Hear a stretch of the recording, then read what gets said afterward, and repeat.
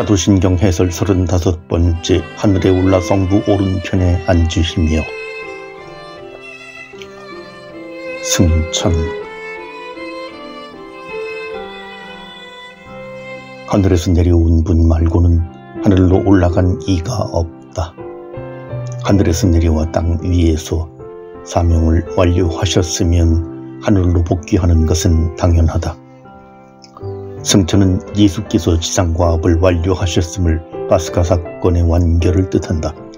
예수님도 지상과제를 완수하고 나서는 되돌아가야 한다고 말씀하셨다. 나는 아버지에게서 나와 세상에 왔다가 다시 세상을 떠나 아버지께로 간다. 예수님은 당신의 귀환을 아버지께로 되돌아감으로 표현하셨다. 그래서 신경은 하늘에 올라 성부 오른편에 앉으셨다고 고백한다. 하늘과 성부 오른편은 은유적 표현으로서 공간적 장소가 아니라 초월적 상태를 가리킨다. 공관복음서는 각기 승천에 대한 보도로 끝을 맺는 데 반해 요한복음서는 그에 대한 기록이 없다. 요한에게는 부활이 곧 현양임으로 승천을 따로 보도하지 않는다. 십자가 위에 매달림은 땅 위에 들어 높여짐이고 하늘에 계시는 성부와 가까워짐은 인까닭에 십자가 사건과 부활 및 승천은 동시적 사건이다. 파스카 사건의 세 가지 측면이다. 반면 사도행전은 부활 후 40일 만에 예수님이 승천했다고 전한다. 그 기간 동안 부활하신 분은 살아계심을 여러 가지 증거로 사도들에게 드러내셨고 여러 가지 증거로 나타나셨으며 하느님 나라에 관한 말씀을 해주셨다. 40일간 주님은 현존과 발현 그리고 가르침을 통해 제자들을 선교의 사도로 훈련시키셨다. 위대하여 승천은 교회의 특유한 부활 체험이 충분해졌음을 성령에 힘입어 사도들이 세상의 복음을 전파하러 떠날 준비가 완료되었음을 가리킨다. 그런 뜻에서 복음서는 승천하는 예수님이 선교의 제자들을 파견하는 장면을 기술한다. 제자들은 떠나가서 곳곳에 복음을 선포하였다. 주님은 그들과 함께 일하면서 표징들이 뒤따르게 하시어 그들이 원하는 말씀을 확증해 주셨다. 승천은 떠나감이 있지만 제자들을 방치하는 결별이 아니다. 육체적으로나 물리적으로는 떠나가셨으나 새로운 방식 곧 성령을 통하여 영적으로는 곁에 계시는 현존이다. 하늘로 오르시는 예수님이 구름에 감싸여 그들의 시야에서 사라지셨다. 성경에서 주님의 현존을 상징하는 구름이 여기서는 승천이 새 방식의 현존임을 가리킨다.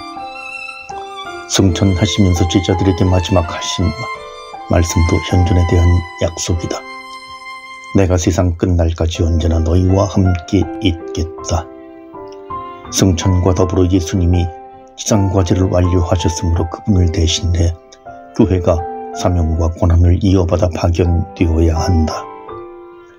그분은 승천 직전에 제자들에게 권한과 더불어 사명을 부여하셨다. 나는 하늘과 땅의 권한을 받았다. 그러므로 너희는 가서 모든 민족을 제자로 삼아 세례를 주고 가르쳐 지키게 하여라. 성사를 집전하고 말씀을 가르치는 사명은 물론 사명에 반드시 필수적인 권한까지도 주셨다. 하늘과 땅의 권한 곧 당신이 구원을 위하여 아버지로부터 받은 모든 권한을 이양하면서 제자들을 파견하신다. 제자들에게 성령과 더불어 죄를 용서하는 사죄의 권을 주시면서 아버지께서 나를 보내신 것처럼 나도 너희를 보낸다고 선언하신다.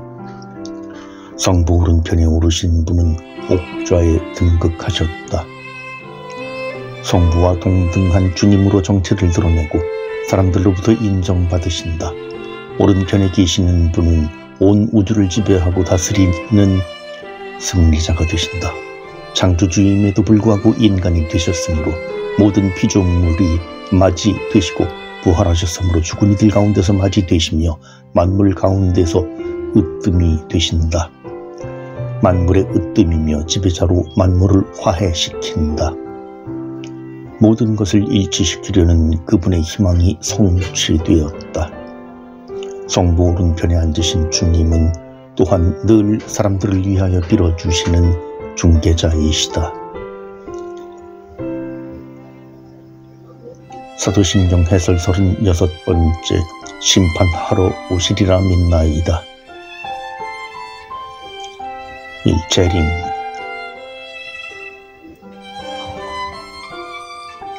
그리스도에 대한 신앙 고백은 재림에 관한 믿음 표명으로 끝난다. 승천하신 예수님이 세상 마지막 날에 하늘의 모든 일을 심판하러 다시 오시리라는 고백이다. 심판은 하느님의 구원의 최종 완성을 뜻한다. 이 땅에서 구원 사업을 시작하고 성취하신 분께서 최종 마무리하기 위하여 여기 다시 오실 것이다. 첫 번째 오심과 두 번째 오심은 아주 대조적이다. 첫 번째는 가난, 비천, 소박, 평범의 모습인데 반해 두 번째는 부유, 영광, 위엄, 장엄의 모습이다. 구름을 타고 천사들을 거느리며 영광스럽게 오실 것이다. 첫 번째는 시작과 실현인데 비해 두 번째는 최종 완성이기 때문이다. 강생 때에는 사람들로부터 심판받는 죄인의 모습이었으나 재림 때에는 죽은 이든 산 이든 모든 일을 심판하는 임금의 모습이다. 저자신처럼 초라한 시작은 위대한 완성으로 마무리된다. 저 자신은 어떤 씨앗보다 작지만 자라면 어떤 풀보다 커져 나무가 되고 하늘의 새들이 와서 그 가지에 깃들인다. 그래서 재림은 우리 희망의 근거이다. 처음과 중간이 아무리 고달프고 힘겹더라도 마지막에는 상상할 수 없는 결과가 우리를 기다리고 있기 때문이다. 예수님은 당신의 재림을 누차 강조하셨다. 신문 받을 때 종말에 관한 비유를 통하여 특히 승천 순간에 재림을 선언하셨다. 신문 받는 자리에서 단언하신 것은 역설적이다. 죄인으로 재판받으시는 순간에 예수님은 만인들을 판결하는 심판을 말씀하시기 때문이다. 너희는 사람의 아들이 전능하신 분의 오른쪽에 앉아있는 것과 하늘의 구름을 타고 오는 것을 볼 것이다. 유다 최고회의 앞에서 심판받을 때에 하신 이 말씀은 승천에 관한 것인지 재림에 관한 것인지 판단하기가 애매하다. 둘 다 언급한 말씀으로 해석해도 된다. 왜냐하면 승천이 천사들에 의해 재림이 장엄하게 선포되는 순간이기 때문이다. 실상 두 사건은 긴밀히 연관되어 있기 때문이다. 하늘로 올라가신 모습 그대로 다시 오실 것이다. 언제를 묻는 제자들의 질문에 예수님은 그때와 시기는 아버지께서 당신의 권한으로 정하셨으니 너희가 알 바 아니다. 재림의 사실만 강조하실 분 그때에 관해서는 알려고도 하지 말라고 단언하신다. 그때를 아는 것은 중요하지 않고 다만 그 사실이 중요하다는 말씀이다. 수많은 사람들이 재림의 사실보다는 그때에만 주목하게 되면 그릇된 종말관을 가지게 된다. 교회 역시 초기에는 종말의 때에 큰 관심을 갖고 그때가 임박했다고 생각하였다. 주님의 재림에 대한 열망 덕분에 교회는 시련 속에서도 성장할 수 있었다. 주님 어서 오십시오라는 교회의 열망은 초기의 어려움과 박해 및 내부의 시련을 극복하는 힘이 되었고 선교를 향한 열정으로 작용하였다. 이처럼 재림에 대한 희망은 그리스도교 신앙생활의 활력으로 작용한다. 재림의 때가 늦어진다고 판단한 교회는 오실 주님을 기다리는 맏가진 자세가 선교임을 깨닫고 선교에 열중하였다. 재림 사실에 주목해야지 그때에는 집중하지 말아야 한다. 오실 주님은 항상 오고 계시는 분이기 때문이다.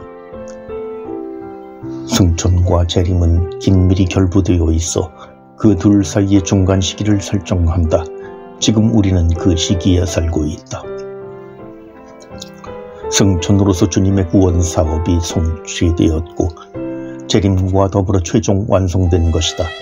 이미와 아직 아니 사이의 중간 시기는 장차 재림하실 주님께서 언제나 오고 계시는 시기이다. 승천한 주님은 재림 때까지 언제나 우리를 방문하고 현존하신다. 주님의 재림 덕분에 그리스도인은 항상 인내로 희생하며 기다린다. 주님은 보라 내가 곧 간다 하고 선언하고 교회는 성령과 더불어 오십시오 하고 간청한다. 그렇다 내가 곧 간다. 아멘. 오십시오 주 예수님.